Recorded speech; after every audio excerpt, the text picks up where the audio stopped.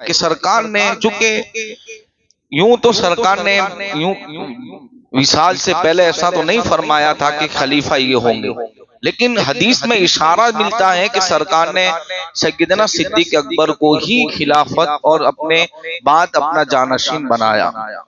जैसे सैयद आयशा सिद्दीका रज़ियल्लाहु ताला अन्हा के हवाले से यहाँ एक हदीस पाक बयान की जाती है कि आपको पूछा गया कि जैसे कल एक हदीस बयान फरमाई थी मैंने कि मौला अली रज़ियल्लाहु ताला अन्हु ने फरमाया कि हमारे अंदर अगर कोई खिलाफत के हकदार थे और अहल थे वो सैयदना सिद्दीक अकबर रज़ियल्लाहु ताला अन्हु।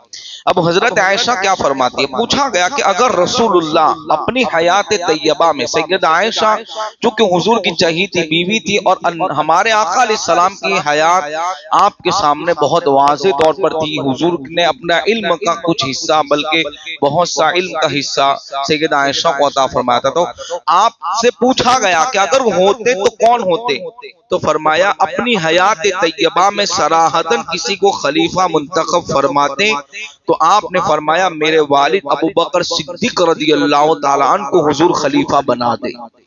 और फिर इसके बाद आपसे पूछा गया कि उसके बाद अगर कोई खलीफा होता तो फरमाया वो हजरत उमर इब्ने खत्ताब रज़ियल्लाहु ताला अन्हु थे। ये सैयदा आयशा ने फरमाया। इसी तरह अल्लाह के रसूल अलैहि सलातो तस्लीम ने खिलाफत सिद्दीक अकबर के हवाले से ये भी आगे इरशाद फरमाया, बल्कि आसमानी किताबों में यह है, फरमाया गया कि हजरत उमर ने एक आदमी से पूछा कि आसमानी किताबों में, चूंकि मदीना मुनव्वरा में जो लोग इस्लाम लाए उनमें कुछ ऐसे भी थे जिन्होंने आसमानी किताबों का अल्लाह ने इल्म अता फरमाया था, जैसे जो यहूदी थे यानी मूसा अलैहिस्सलाम पे ईमान रखते थे, तो उन्होंने तौरात में चूंकि पढ़ा हुआ था तो फरमाया, हजरत उमर ने पूछा कि तुम आसमानी किताबों में क्या पाते हो, तो वो जो शख्स थे जिनके पास आसमानी किताब का इल्म था उन्होंने फरमाया कि हुजूर अलैहिस्सलातो तस्लीम के खलीफा होंगे तो वो सिद्दीक अकबर रज़ियल्लाहु ताला अन्हु होंगे। यानी पिछली आसमानी किताबों में भी इसका तस्करा फरमाया। नबी करीम अलैहिस्सलाम ने अपने मुसल्ले इमामत पे खड़े रहकर ये भी फरमाया कि मेरे बाद जो खलीफा होंगे अबू बकर सिद्दीक होंगे। अब्दुल्लाह इब्ने मसूद फरमाते मुसलमानों में जिससे बेहतर जो समझते हैं अल्लाह के नजदीक भी वो बेहतर होता है। एक हदीस है कि जो जिसको लोग बेहतर समझे वो रब के नजदीक भी बेहतर होता है। तो फरमाया कि तमाम सहाबाए किराम रज़ियल्लाहु ताला अन्हु का निचोड़ बयान कर, ये हजरत अब्दुल्लाह इब्ने मसूद फरमाते हैं कि तमाम सहाबा के अंदर हजरत सिद्दीक अकबर रज़ियल्लाहु ताला अन्हु को खलीफा बनाने का मशवरा दिया गया था, यानी कोई ऑब्जेक्शन नहीं उठा था। रही मौला अली रज़ियल्लाहु ताला अन्हु की बैत की बात तो वो तो कल तज़किरा हो चुका कि आपने बैत कर ली सैयदना सिद्दीक अकबर रज़ियल्लाहु ताला अन्हु के हाथ पर। अब आप खलीफा हुए, अब आपकी दौर खिलाफत रही 2.5 साल और उसमें जो आपके हालात थे आपकी खिलाफत के अंदर, तो सबसे पहले ये हुआ कि फतेह मक्का के बाद कुछ लोग मुसलमान हुए तो उनमें मुनाफिकिन भी लोग पाए जाते थे, तो वो खुलकर सामने नहीं आए। अब हुजूर के विसाल के बाद उन्हें एक मौका ये मिला कि जो दिल में निफाक पालते थे उन्होंने मुसलमानों को नुकसान पहुंचाना शुरू किया, और सबसे बड़ा उनका फितना यही था कि उन्होंने लोगों के जहन में ये बात डाली कि हम ज़कात नहीं देंगे, हम सब करेंगे। और सैयदना सिद्दीक अकबर ने उनके खिलाफ ऐलान जंग भी फरमाया। आप ही के दौर के अंदर एक मुसल्लमा कस्साब नाम का शख्स खड़ा हुआ जिसने खत्मे नबूवत पे परजर्ब लगाई, अपने आप को नबी कहा, उसके साथ भी आपने जंग फरमाई। आपने शाम के अंदर भी लोगों को भेजा, वहां भी जंगे हुई। हालात बड़े जो हैं खतरनाक थे, खिलाफत की जिम्मेदारी थी, हुजूर के विसाल का लोगों पे गम था, उसकी भी फिक्र थी, दीन के ऊपर कोई आंच ना आए उसकी भी फिक्र थी, ये सारे मामला थे। सैयदना सिद्दीक अकबर ने उसको ऐसे तरह निपटा और अपनी खिलाफत के ऊपर ऐसी इस्तिकामत दिखाई कि आज भी उसकी मिसाल मौजूद है। और फिर हजरत उमर का दौर आया। अब हजरत सिद्दीक अकबर जब खिलाफत के मनसब पर बैठे, आपने 2-3 खुतबे इरशाद फरमाए। मैं एक जुमला आपके खुतबे का बोलता हूँ, इसलिए कि खुतबा नहीं पढ़ सकता, खुतबा पढ़ेंगे तो 15 मिनट कम से कम जाएगा, उतना तवील खुतबा है। आपने एक जुमला ये फरमाया, अगर मैं शरीयत के मुताबिक हूं, ये सुनने लायक, तो मेरी पैरवी तुम पे जरूरी है। हालांकि आप तो शरीयत से एक बाल के करोड़वां हिस्सा भी नहीं हट सकते थे, ये तो आपकी शान है। लेकिन चूंकि आपने फरमाया कि खिलाफत, चूंकि हुजूर के मुसल्ले पर मेरे खड़े होना, खिलाफत का मामला है तो शरीयत और कुरान के हिसाब से चलाना। अगर मैं उससे हट जाऊं तो फिर तुम मुझे सीधा रास्ता दिखाना। आपने कहा लोगों से, और ये भी कहा कि अगर मैं उससे हट जाऊं तो मेरी पैरवी करना जरूरी तुम पर नहीं होगी। हजरत सिद्दीक अकबर ने ये बताया। फिर आपका जो मकान था आप उसी में रहते थे। अब चूंकि खिलाफत है, अब यूं समझिए कि आज एक बादशाह बने या आज कोई एक मनसब पर फाइज हो जाए, जैसे कोई एमएलए बना, सांसद बना, किसी इलाके का चीफ मिनिस्टर बना, तो यही मैं आपको समझाने के लिए कि इसी तरह होता है कि फैसले वहां होंगे। आपका वजीफा मुकर्रर किया गया, आपको साल में 2 कपड़े दिए जाएंगे, ये बैतुल माल से, वो फटेंगे तो दूसरा मिलेगा। ऐसा नहीं होता कि सुबह में और कपड़ा तो दोपहर में और कपड़ा, शाम को और कपड़ा तो रात में और कपड़ा, दिन भर 5-6 जोड़ी बदल का मामला नहीं था। साल में खाली 2 चादर दी जाएगी, और वो भी फटेगी तो दूसरी दी जाएगी, एक सवारी दी जाएगी, ताकि आप खिलाफत के जो मामला है उसको संभाले, कहीं जाना हो तो उसका इस्तेमाल करें। और वजीफा मुकर्रर हुआ, कितना मुकर्रर हुआ? आज तो एक आदमी इलेक्शन जीत जाए तो उसका बैंक बैलेंस का अगर हम चेक करें और जायदाद तो हरबों खरबों हो जाती है। होता है कि नहीं होता? अब मैं आपको क्या कहूं, खुद समझदार है, लेकिन हमने हमारे दीन में और शरीयत में मुसलमानों में ऐसे भी हुक्मरान देखे। हर मुसलमान हुक्मरान भी अच्छा नहीं होता, ये भी याद रखना। हम सबकी तारीफ नहीं कर सकते हैं, लेकिन जो है उसकी कर सकते हैं। और वो मिसाल सिद्दीक अकबर के दौर में फरमाया, जिस खर्चे से आपका घर पहले चलता था, मान लो कि महीने 15,000 20,000, उतना ही खर्चा आपको अभी भी मिलेगा बैतुल माल से। यह आपका मामला था, और इस तरह आप निजाम में खिलाफत में बैठे। एक बात मुझे याद आई, फरमाया गया एक दिन ऐसा हुआ कि हजरत सिद्दीक अकबर मौजूद नहीं थे। कुछ औरतें फैसले के लिए मस्जिद नबवी शरीफ में तशरीफ लाई, और हजरत उमर ने उनको देखा तो उन्होंने बैठी पूछा, तुम्हें क्या काम है? सरकार उमर ने पूछा इनसे। वो कहने लगे कि हमें अमीरुल मोमिनीन के पास एक झगड़े का फैसला कराना है। तो हजरत फारूक आजम ने सिद्दीक अकबर को तलाश करने बाहर गए, तो आप बाजार में काम कर रहे थे, घर खर्चा चलाने के लिए, इसलिए वो कम पड़ रहा था। अब देखें कि अमीरुल मोमिनीन है। यही तो बात है ना कि हमारे कुछ बादशाह तो ऐसे भी गुजरे कि अखंड भारत के बादशाही होने के बावजूद भी वो अपनी टोपी सीकर खर्चा चलाते थे। और हुक्म ये था बादशाह की तरफ से कि ये ना कहा जाए कि टोपी मैंने सी के दी है, कि वरना वो 10 का 100 रुपया देगा कि बादशाह की सी हुई टोपी। कहा नहीं, तो कहा कि अब चूंकि हजरत सिद्दीक अकबर का खर्चा नहीं पूरा हुआ, तो फरमाया घर का, तो कहा मैं बाजार। तो देखा कि ढूंढते ढूंढते मदीना के बाजार में पहुंचे, तो आप बगैर तिजारत वहां तशरीफ लाए हुए थे। पूछा गया यहाँ आने की वजह, तो कहा तिजारत के लिए। तो कहा हजरत अम्मुर ने कहा, हाथ पकड़ा, कहा क्या मस्जिद नबवी शरीफ में चले, कुछ औरतें आई हैं, फैसला करना है। हजरत सिद्दीक अकबर ने फरमाया कि मुझे कोई इमारत की हाजत नहीं। एक हदीस ये भी बयान की जाती है कि सिद्दीक अकबर लगातार 8 दिन तक ये कहते रहे कि मुझे खिलाफत नहीं चाहिए। बाकी ये भी मैंने एक जगह पढ़ा, आपने कई दिनों तक कहा कि मुझे खिलाफत नहीं चाहिए, लेकिन ना, सबने कहा आप ही खलीफा होंगे। आपने कहा कि मुझे इमारत की आदत, मेरे मौजूदा वजीफे में गुजर बसर नहीं है। वजीफा यानी पगार, इसको वजीफा कहते हैं।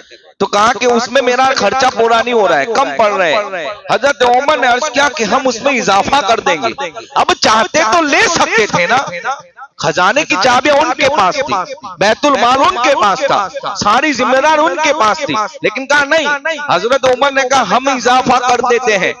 हजरत अबू बकर सिद्दीक ने कहा क्या ये नहीं हो सकता कि 300 दीनार सालाना एक सालिम बकरी मेरा वजीफा मुकर्रर हुआ? फिर सिद्दीक अकबर ने कहा कि मेरा इतना होता है। अब ये गुफ्तगू हो रही थी कि मौला अली आए, और उन्होंने पूछा कि किस बात की बात हो रही है? तो फरमाया हजरत सिद्दीक अकबर का वजीफा चूंकि कम है, और इन्होंने बगैर से तिजारत यानी अपने घर के खराजात को पूरा करने के लिए बाजार तशरीफ लाए थे। मौला अली फरमाते हैं कि मैं उनका वजीफा दूंगा। तो हजरत उमर ने पूछा क्या वाकई आप देंगे? कहा हाँ मैं दूंगा। फिर दोनों हस्तियां आई, मस्जिद नबवी शरीफ में सहाबा जमा है। अब देखो ये होता है अमीरुल मोमिनीन, जब हमारा हुक्मरान अमानतदार होता है, खाइन नहीं होता, तो फिर उम्मत की तरक्की ऐसे होती चली जाती है, फिर दीन फैलता चला जाता है। जब अमानत में खयानत होने लगती है, जब खाइन लोग पैदा हो जाते हैं, जब अपनी प्रॉपर्टी नहीं कौम की प्रॉपर्टी पे नाजायज कब्जा कर लेते हैं, कौम के पैसे को अपना समझकर उसका इस्तेमाल करते हैं, तो फिर उसमें बरकत नहीं होती है। फिर कौम जिल्लत के रुसवाई पे दहाने पर पहुंचती है, फिर कौम का बेड़ा भी गर्क होता है, इंसानियत तबाह होती है, हमारा वजूद मिटता है, हमारी पहचान भी खत्म होती है। इसलिए कि जिस दिन तक हमारे पैसों में अगर हमने खयानत न की, खुद के पैसे की बात करता हो, दूसरों की बात नहीं करता, उस वक्त तक उसमें बरकत रहती है। जब चोरी आती है, जब खयानत आती है, जब धोखाधड़ी आती है, तो अल्लाह उससे बरकत उठा लेता है।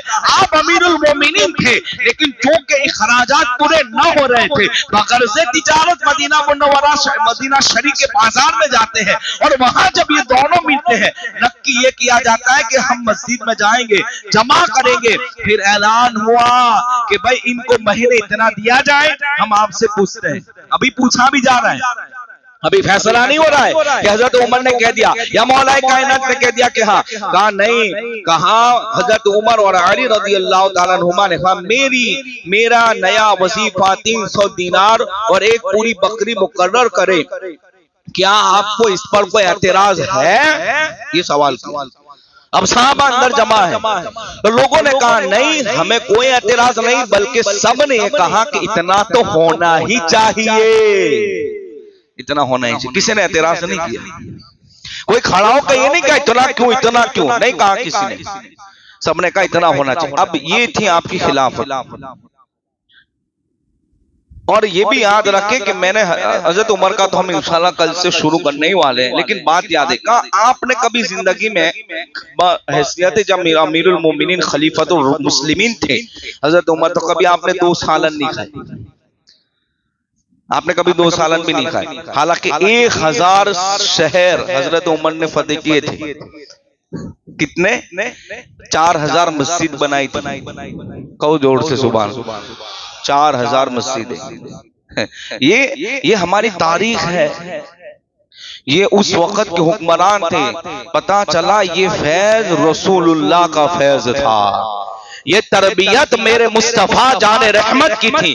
वही तो बात थी कि सोहबते मुस्तफा ने इतना ऊंचा कर दिया कि आज उनका नाम इज्जतों से मिंबरों पर लिया जा रहा है। ये आपकी शान थी। फिर फरमाते हैं हजरत सिद्दीक अकबर रज़ी अल्लाह तआला अन्हु की 2.5 साल मुकम्मल हुए। अब बहुत आगे नहीं गुफ्तगू करते हम, अब आखिरी चूंकि मुझे हजरत उमर तक आज पहुंचना है। फिर हजरत सिद्दीक अकबर के 2.5 साल फसाद हुए, जंगे हुई, बल्कि एक बात तो ये भी आई कि हुजूर ने एक लश्कर रवाना, ये बात सुनने लायक है, इसको मैं अर्ज करता हूँ थोड़ी तफसील से। हुजूर ने एक लश्कर रवाना किया था अपने विसाल से चंद दिनों पहले या चंद माह पहले, हजरत ओसामा रज़ी अल्लाह तआला अन्हु की क़यादत में। ये लोग अभी थोड़े ही दूर पहुंचे थे कि पता चला कि हुजूर विसाल फरमा गए, तो सब वापस आ गए। अब हालात ये हुआ कि थोड़े साजगार हुए, सिद्दीक अकबर खलीफा हुए, तो इन्होंने फिर उसी लश्कर को कहा कि अब दोबारा तुम जाओ जंग के लिए। तो किसी ने आपको ये कहा कि हजरत ओसामा बिन ज़ैद जो कि कम उम्र थे, बहुत उम्र नहीं थी, तजर्बा नहीं था, तजर्बा मतलब कि ये कि उम्र नहीं थी, और दिगर सहाबाई किराम मौजूद थे, मौला अली हैं, सरकार फारूक आजम है, हजरत उस्मान गनी है, अशरा मुबश्शिरा साहबा है, हजरत खालिद बिन वलीद भी है। ऐसे लोग थे जो खतरनाक जंगी क़यादत करने वाले। आपको मैंने बताया था 27वीं शब को खालिद बिन वलीद की जंगी तदाबीर कैसी होती थी। तो किसी ने कहा कि आप इनकी जगह किसी और को भेज दें, तो आपने फरमाया नहीं, क्योंकि इनका इंतखाब, तवज्जो, इनका इंतखाब मेरे आका अलैहिस्सलाम का इंतखाब था। एक आदमी भी लश्कर का कम ना ज्यादा होगा, जो हुजूर ने भेजा है मैं वही भेजूंगा। अच्छा, वजह ये नहीं थी कि इनको हटा दो, बल्कि हालात ऐसे थे। और किसी ने ये भी कहा था कि हजरत अभी ना भेजे जंग के लिए, मदीना मुनव्वरा में हमला होने के चांस है, लेकिन कहा नहीं, हमारी बोटियां ही जिस्म की कोई ना उखाड़ ले, लेकिन ये लश्कर तो जरूर रवाना हो जाएगा, इसलिए कि हुजूर ने भेजा था। फिर आप देखिए, बाहैसियत अमीरुल मोमिनीन खलीफतुल मुस्लिमीन है, लेकिन हजरत ओसामा चूंकि सहाबी है, कम उम्र है, हजरत सिद्दीक अकबर की अफजलियत, उम्र का मामला, अफजलियत का मामला, हुजूर से करामत का मामला, इतनी बड़ी हस्ती, हजरत ओसामा बिन ज़ैद को सवारी पर बिठाया और सवारी की नकेल पकड़कर आगे चलने लगे थे। लोग देख रहे हैं, कहा वजह क्या है? तो फरमाते हैं, इसकी उड़ने वाली गर्द भी अगर मेरे सर पे लग जाए तो मैं भी कहूं कि हाँ, मैंने इस लश्कर में हिस्सा लिया था। और फिर आपने ये भी फरमाया, अगर मुझ पर जिम्मेदारी न होती तो मैं खुद तेरे साथ लश्कर में चलता। और उस वक्त ये भी याद रखे, ये नहीं था कि मैं जाता तो कयादत ले लेता, का नहीं, कयादत तो तेरी होगी, इसलिए कि सरकार ने इस कयादत को मंजूरी अता फरमाई थी। ये आपका मामला था। 2.5 साल मुकम्मल हुए सरकार सैयदना सिद्दीक अकबर के आखिरी विसाल से पहले। बास रिवायत में यह है कि वही जहर का असर लौट कर आया जो हजरत सिद्दीक अकबर को गार में सांप ने डंक मारा था। सैयदना सिद्दीक अकबर ने सैयद आयशा से फरमाया कि मैंने अपनी जिंदगी में हुजूर के तरीके को नहीं छोड़ा पूरी जिंदगी, इसलिए कि इनसे बड़ा आशिक रसूल भी कोई नजर नहीं आता। तो कहा, मैं ये चाहता हूं कि मेरा कफन भी इस मुताबिक हो जैसे सरकार का था। तो कहा, बेटी बताओ कितने कपड़े थे? तो कहा, 3 कपड़े। तो आपकी 4 पाई पे जो चादर थी जिस पर आप लेटे हुए थे, कहा एक तो ये हो गई और खाली दूसरे 2 लो, स्पेशल भी नहीं, ये सादगी थी। और इसी को कफन मेरा दिया जाए और उसी मुताबिक दिया जाए जैसे मेरे आका अलैहिस्सलातु व तस्लीम का दिया गया था। तो गालिबन सफेद था और इस तरह सरकार सिद्दीक अकबर का कफन दिया। किसी ने पूछा कि आपकी नमाज जनाजा किसने पढ़ाई? तो फरमाया, हजरत उमर रज़ियल्लाहु ताला अन्हु ने सिद्दीक अकबर की जनाजा पढ़ाई। इस किताब में ये लिखा है, और किताबों में भी कुछ और के भी नाम होंगे, लेकिन फरमाया कि सिद्दीक अकबर की जनाजा। और पहली मर्तबा 4 तकबीर जनाजे के वक्त सिद्दीक अकबर के जनाजे पर हजरत उमर ने पढ़ी। अब दफन की बात आई कि सिद्दीक अकबर की कब्र कहां बने? तो फरमाया गया, उस वक्त बुखारी की रिवायत ये आती है कि सरकार सिद्दीक अकबर ने मौला अली से कहा था कि आप हुजरा मुस्तफा के बाद मेरा जनाजा रख देना और सरकार से इजाजत तलब करना कि अगर हुजूर इजाजत दे अपनी कब्र अनवर से तो फिर मेरी कब्र को उन्हीं के कदमों में कर देना। यानी पता ये चला कि वो भी मानते थे कि तू जिंदा है वल्लाह, तू जिंदा है वल्लाह, मेरी चश्मे आलम से छुप जाने वाले। वो भी मानते थे कि मुस्तफा जाने रहमत सल्लल्लाहु अलैहि वसल्लम अपनी कब्र अनवर में हयात है। और इसी वसीयत के मुताबिक सैयदना सिद्दीक अकबर के जनाजे मुबारका को मौला अली रज़ियल्लाहु ताला अन्हु ने वहां रख दिया। और फिर उसके बाद ये हुआ कि कहा गया कि आका आपका गुलाम आपके कदमों में दफन होना चाहते हैं, इजाजत है? तो फरमाया, हुजरे से आवाज आई कि हबीब को हबीब से मिला दो। और फिर सैयदना सिद्दीक अकबर का रोजा मना। अब उनके बाद खलीफा कौन हुए? हजरत उमर। कैसे हुए? इसकी एक थोड़ी बात। हजरत सिद्दीक अकबर ने हजरत अब्दुर्रहमान बिन औफ को बुलाया, इसलिए कि अब आपने ये सोचा कि मैं खलीफा किसी को बना के जाऊं। तो आपने ये हुआ कि हजरत अब्दुर्रहमान बिन औफ से पूछा कि तुम्हारा क्या ख्याल है हजरत उमर रज़ियल्लाहु ताला अन्हु के बारे में, आप क्या कहते हो?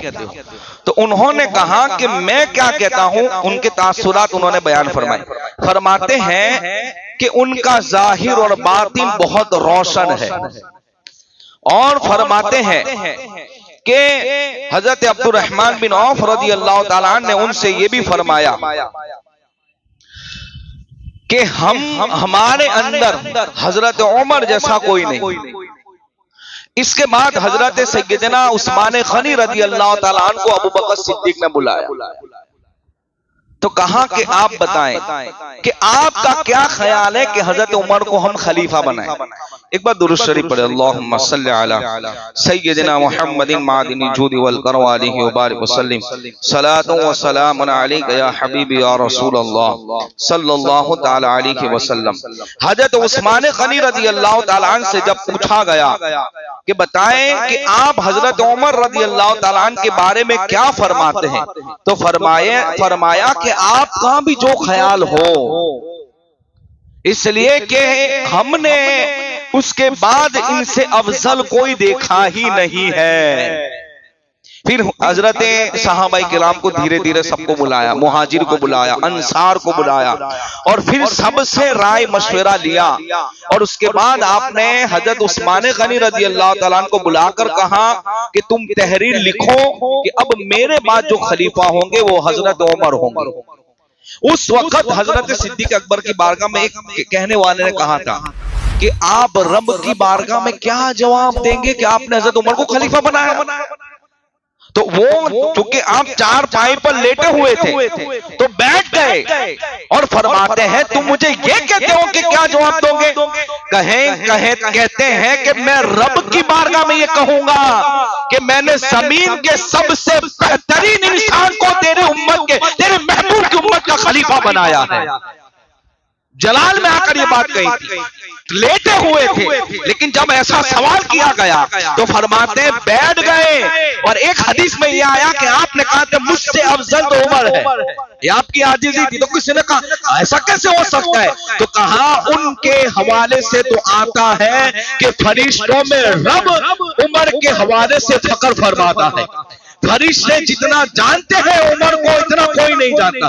बल्कि यूं आया कि जिब्रील अलैहिस्सलाम एक दिन बारगाह रिसालत में आए और कहा कि या रसूलल्लाह उमर आ रहे हैं।